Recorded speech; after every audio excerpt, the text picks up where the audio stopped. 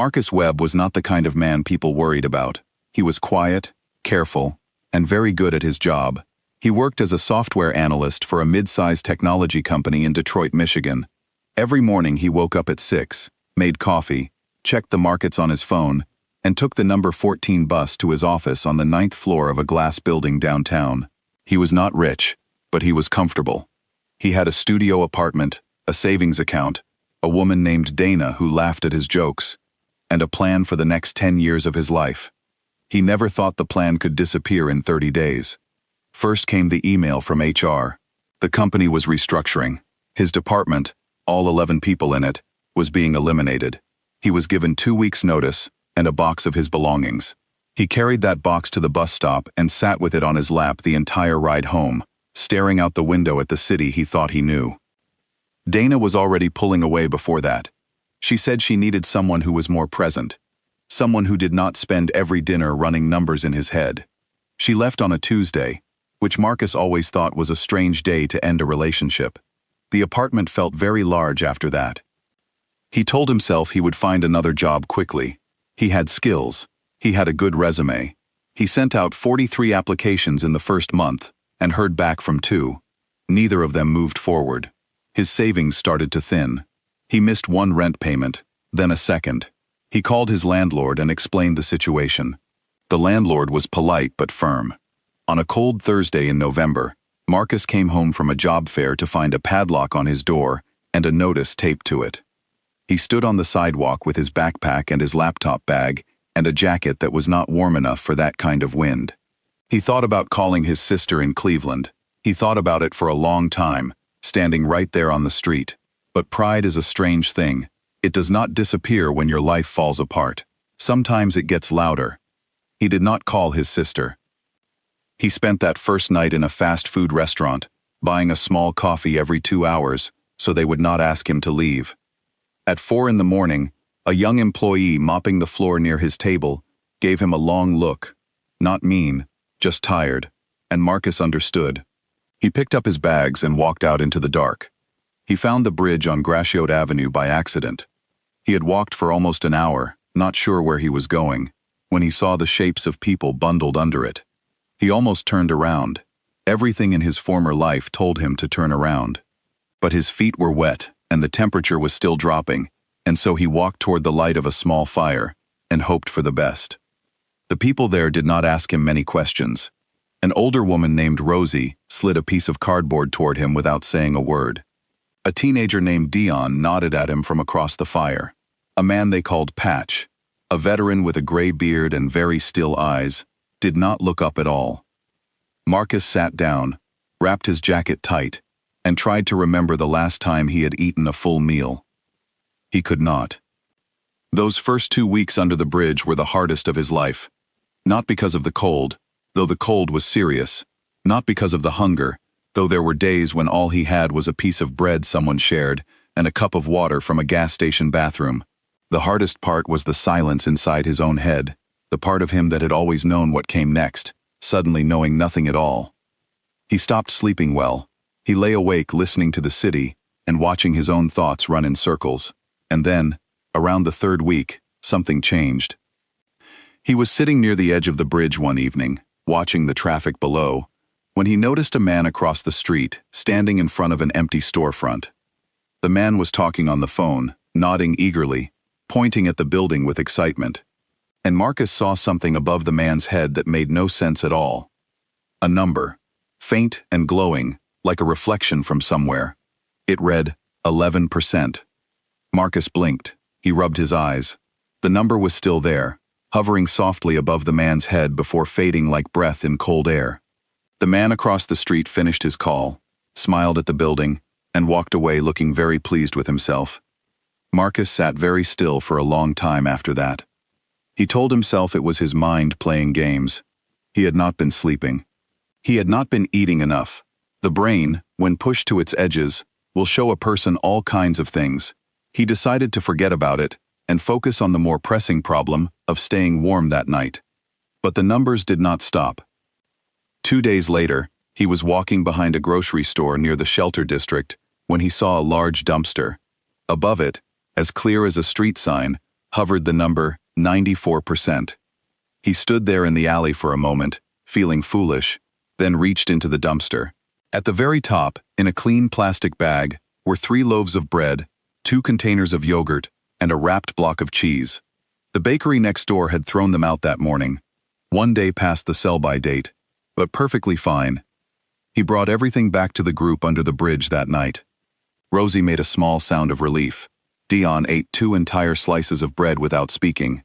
Patch, for the first time since Marcus had arrived, made eye contact and gave a slow nod. Marcus said nothing about the number he had seen. He began testing it carefully, not telling anyone, not acting on it in obvious ways, just watching. He saw 6% above a confrontation Deon was walking toward with a group from the next block, and he stepped in to distract Deon with a question about nothing, steering him away without drama. He saw 79% above a particular street corner on a Saturday afternoon, and stood there with a handmade cardboard sign. A woman in a green coat stopped, read his sign, and handed him $40. She looked him in the eyes when she did it, which almost undid him entirely. He began to understand what the numbers meant. They were not predictions of money or luck. They were something more useful, the likelihood that a choice, taken at that moment, in that direction, would lead somewhere good. They changed constantly. The same door could show him 30% in the morning and 71% at noon. They responded to timing, to approach, to small shifts in circumstance that no spreadsheet could have captured. It felt, Marcus thought, like the world had finally agreed to show him its code. Rosie became sick one evening in early December. She was sitting near the fire when she went quiet and very pale, pressing one hand to her chest. Marcus was on his feet before he fully understood why. He looked toward the nearest hospital, 2 blocks north. Above the entrance, in the cold night air, he saw 17%. He looked down the street in the other direction and thought about the free clinic on Morrow Avenue that Deon had mentioned once. He had never been there. He did not know why he looked in that direction, but above it, faint and steady, floated 82%. He told Deon and Patch they needed to go to the clinic instead of the hospital. Deon pushed back. The hospital was closer. Marcus said he knew what he was doing and did not explain further, and something in his voice, calm and certain in a way that was new, made Deon stop arguing. They got Rosie to the clinic in 20 minutes. A doctor there, a woman who had been a heart specialist for 20 years, happened to be covering the overnight shift for a colleague. She caught a small but serious cardiac event early enough to treat it simply, without surgery. She told them that if Rosie had waited much longer, the situation would have been much worse. That night, sitting outside the clinic, while Rosie rested inside, Deon looked at Marcus for a long time. "How did you know?" he asked. "I pay attention," Marcus said. "That's not a real answer. It's the only one I have right now." Deon looked at him a little longer, then nodded and let it go. The shift in Marcus's life came from an unexpected place. A man named Calvin Green owned a small coffee shop 2 blocks from the bridge. He was in his early 40s, energetic and loud, in the way that people are when they are genuinely happy. He had noticed Marcus sitting near his shop several mornings, not begging, just watching the foot traffic with the focused eyes of someone running calculations. One morning Calvin brought him a cup of coffee without being asked and sat down across from him on the curb. "You keep looking at my shop like you're figuring something out," Calvin said. "Your morning rush ends too early," Marcus said, before he could stop himself. "You lose foot traffic at 9:15 because the bus stop moved 2 months ago. If you put a small chalkboard sign at the corner of Benton Street, pointing here, you would catch the people who still walk that old route by habit." Calvin stared at him. Then he laughed. A big, surprised laugh. "Who are you?" Marcus told him a shortened version of the truth. Calvin listened without looking away or checking his phone, which Marcus respected. A week later, Calvin asked Marcus about a second location he was considering on Woodward Avenue. Marcus looked at the address Calvin showed him on a printed sheet. He did not even need to visit. Above the paper, calm and bright, hovered 88%. "Take it," Marcus said, "but wait until March, and when you design the entrance, put it on the side street, not facing Woodward directly." Calvin gave him a skeptical look. "Why March? Why the side street?" "Trust me," Marcus said. Calvin did not fully trust him, But he did remember the chalkboard sign idea, which had already brought in 11 new regular customers. He filed the advice away. In February, a city construction project was announced that would block the main stretch of Woodward Avenue for 4 months, beginning in January. Calvin called Marcus and said only one word: how? That conversation turned into a small, informal arrangement. Calvin paid Marcus a modest weekly amount to talk through business decisions over coffee. It was not a salary, it was not a formal role, but it was enough to get Marcus a prepaid phone and, eventually, a bed in a transitional housing room across town. The night before he moved out from under the bridge, Marcus sat with Rosie for a long time. She was stronger now, her color back, her voice steady. She told him she was proud of him the way a person says it when they mean something deeper than pride.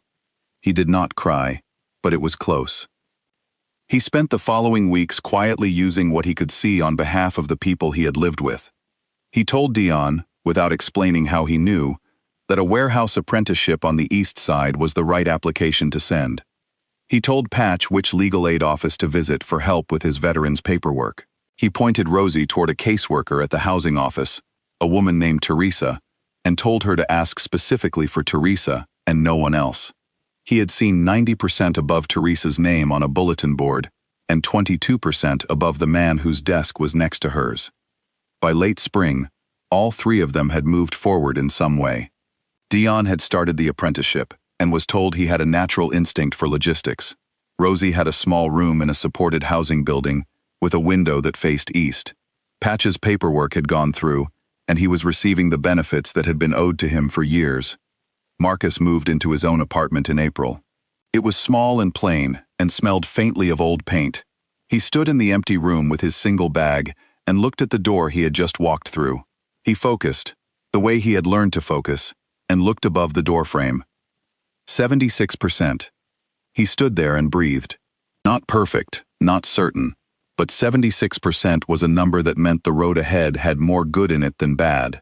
For a man who had once stood on a sidewalk in the dark with a padlocked door behind him and nothing in front, 76% felt like a fortune. He bought a small notebook from a corner store. He did not write down the numbers.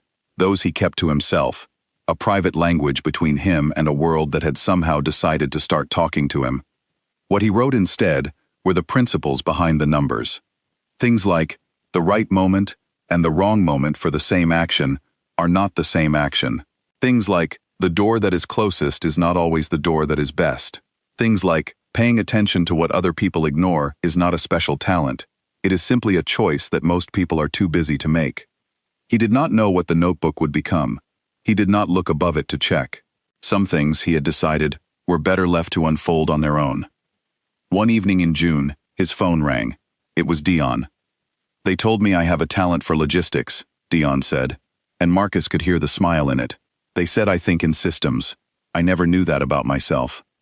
"I did," Marcus said. There was a pause. "Did you see a number above me or something?"